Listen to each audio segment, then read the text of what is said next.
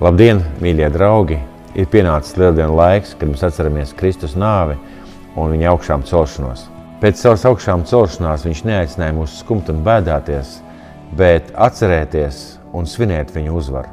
Bet kur sākās viņa uzvara? Tā nesākās Golgātas kalnā, tā sākās Ģecemenes dārzā, kad viņš noliecās Tēva priekšā, salūza un lūdza: Tēvs, ne mans prāts, lai notiek, bet tavs prāts. Un uz Golgātas kalnu viņš devās jau kā uzvarētājs. Viņš atteicās no sevis, lai izglābtu mūs. Kur sākās mūsu uzvaras?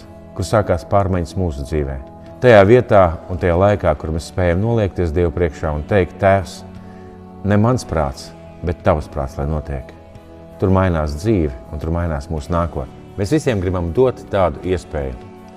Un tieši tāpēc starpkonfesionālais projekts Lūkšana nakts, biedrība Tautas lūkšana un Vasarsvētku draudzes cerība visus ielūdz uz Lūkšanu nakti, lai notiek tavs prāts.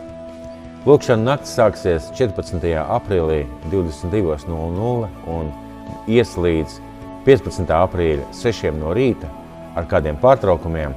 Mēs kopīgi pielūksim Dievu, slavēsim, meklēsim Dievu vaigu personīgi, lūksim arī par vajadzībām un dažādām lielajām problēmām. Un arī pirms lūkšana nakts jauniešu pielūgsmes vakars iededz gaismi no 19.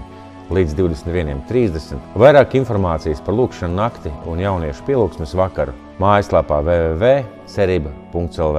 Mēs visus gaidīsim, lai kopīgi slavētu, pielūgtu un svinētu Kristus uzvaru.